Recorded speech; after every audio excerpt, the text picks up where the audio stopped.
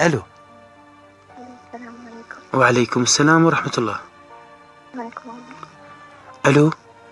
الو شلونك مهند؟ تمام الحمد لله. يا ريت لو تحلي لي صوتك عزيزتي. وياك إمارة. إمارة لو تمارة؟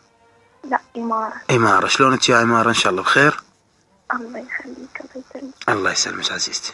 إيه احكي لي. أنا صار هواية اتصل عليك وبالكويت يلا حصلت. الحمد لله والشكر. حصلتينا اليوم؟ اي والله الحمد لله. إيه؟ مهند أريد أحكي قصتي. احكي قصتك. ويدك تنطيني رأيك. تمام. أنا عمري 25 وعندي 3 أطفال. حلو. تزوجت عمري كان 15 سنة. تمام. المهم إنه أهلي جبروني على هذا الزواج. أي نعم. وإنه صارت مشاكل بيني وبين زوجي. طلقت من عنده مرتين. شلون؟ طلقت من عنده مرتين. تمام. وهسه أنا تقريبا صار لي 2 عند أهلي. وجهازي صار 2 ما شفتهم يوم أبوهم. إنه ما يخليني أشوفهم. هو إلي حق إنه أنا أخذهم بس أنا والدي توفى. أموري تعبانة وظروفي كلش تعبانة. وباكر محكمة إنه طلاقي الثالث من عنده. ألو. وياك. وانت ايش تريدين؟ أنا أريد إنه أنا بس ينطيني أطفال. هو دا يسمعني. هو دا يسمعك؟ متأكدة؟ خليني احكي وياكم اثنيناتكم. انتوا تعرفون ايش دا تسوون لو ما تعرفون؟ إنه رجع بعد ما ترهب. إنه ما رجع بعد ما ترهب. ماكو شيء اسمه ما يرهم. خليني احكي لك شيء. تعرفون ايش دا تسوون لو ما انتوا تعرفون؟ تعرفون شنو يعني طفل يكبر لو امه مو موجوده لو ابوه مو موجود؟ زين أنا مالي ذنب إنه أنا هم كانوا عندي. أنا هذول يعني مرتي أنا تطلقت من عنده إنه هم عندي الأطفال وبلا ذنب إنه أطلق بدون أي ذنب. يجي وأني اللي أرجع. أنا اللي أخابره وأنا اللي أقول له تعال رجع. إذا كان مستعد يرجعش ترجعين أنت؟ لا ما يقبل. هو ما يقبل. هسه أنا إذا أسأل السؤال إذا هو وصل لمرحلة وقال لك يابا أنا أريد أرجعش ترجعين لو لا؟ يرجع.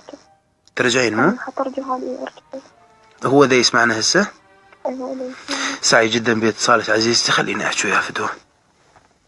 يا مليون هلا مرحبا. تعرف لو ما تعرف؟ تعرف ايش راح تسوي لو ما تدري؟ تعرف انت حتى ما محتاج كلام من عندي حتى اني احكي وياك واقول لك وهاي زوجتك واطفالك وراح يكبرون ما محتاج هذا الشيء.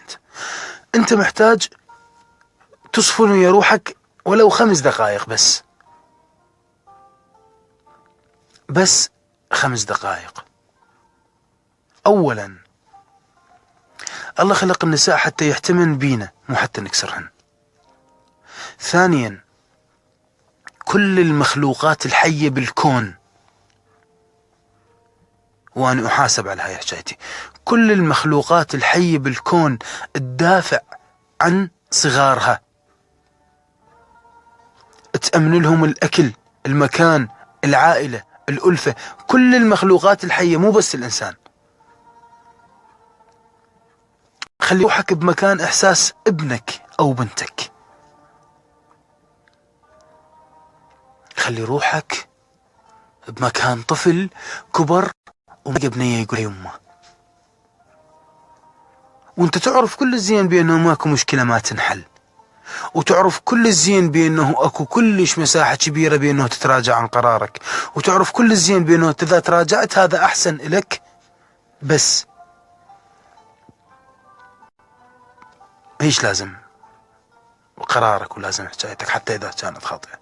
فاللي أتمناه من عندك إذا أنت تسمعني هسه كل الحكي اللي أنا حكيته عوفه على صفحة وأصفن يا روحك 5 دقائق بس.